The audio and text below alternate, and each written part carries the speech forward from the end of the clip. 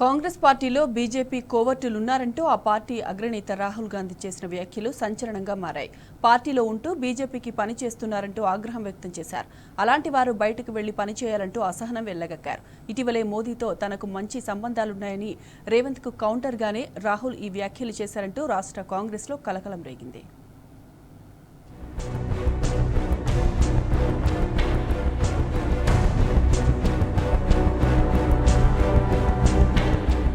కాంగ్రెస్ పార్టీలో బీజేపీ కోవర్టులున్నారంటూ ఆ పార్టీ అగ్రనేత రాహుల్ గాంధీ చేసిన వ్యాఖ్యలు రాష్ట్ర కాంగ్రెస్లో కలకలం రేపుతున్నాయి.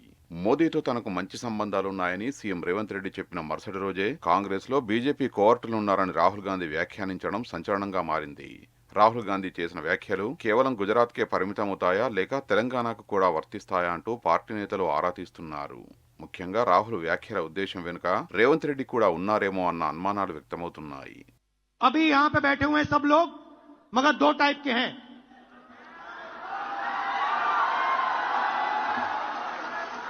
एक है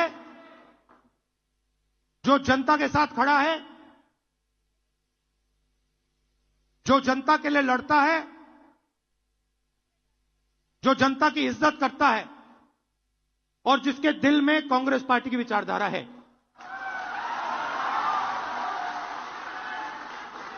और दूसरा है जो जनता से कटा हुआ है, दूर बैठता है, जनता की इज्जत नहीं करता है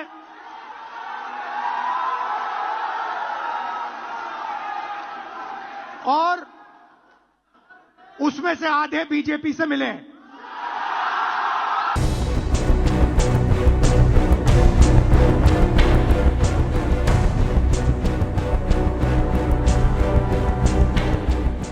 రేవంత్ రెడ్డి కాంగ్రెస్ సీఎంగా ఉంటూ ప్రధానిని 3 సార్లు కలిశారు.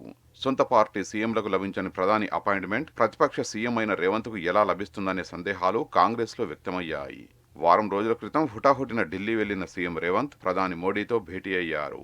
ఎప్పుడు పడితే అప్పుడు మోడీ అపాయింట్మెంట్ లభించడం, రేవంత్ అడిగిన పనుల్ని ప్రధాని ఆమోదించడంపై అనుమానాలు వ్యక్తమవుతున్నాయి.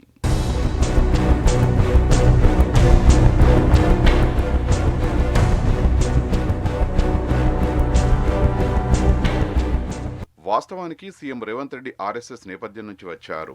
దీంతో కాంగ్రెస్ అధిష్టానం ఆయనపై మొదటి నుంచి అనుమానాస్పదంగానే వ్యవహరిస్తున్నదనే అభిప్రాయాలున్నాయి. అనివార్య పరిస్థితుల్లో సీఎంను చేసిందే తప్ప ఇష్టంతో కాదనే అభిప్రాయాలున్నాయి. సీఎం ఎప్పుడు ఢిల్లీ వెళ్లి ప్రధాని, కేంద్ర మంత్రుల్ని కలిసినా ఆయన వెంట కాంగ్రెస్ విధేయులైన సీనియర్ మంత్రులు, నేతలు ఉండేలా జాగ్రత్తలు తీసుకుంటున్నది. మొదటి 2 సార్లు ప్రధానితో రేవంత్ రెడ్డి భేటీ అయినప్పుడు డిప్యూటీ సీఎం బట్టి వెళ్లగా, ఇటీవల 3వ సారి మంత్రి శ్రీధర్ బాబు వెళ్లారు. పార్టీలో, ప్రభుత్వంలో జరుగుతున్న పరిణామాలపై కాంగ్రెస్ విధేయుల నుంచి అధిష్టానం ఎప్పటికప్పుడు నివేదికలు తెప్పించుకుంటున్నది. ఓవైపు సీఎంగా రేవంత్ను నడిపిస్తూనే మరోవైపు ప్రత్యామ్నాయ ఏర్పాట్లు చేసుకుంటుందనే చర్చ జరుగుతున్నది. సీఎం రేవంత్ పక్కదారి పడితే పరిస్థితిని ఎదుర్కొనేందుకు పలువురు సీనియర్ నేతల్ని సిద్ధం చేసినట్టు తెలిసింది.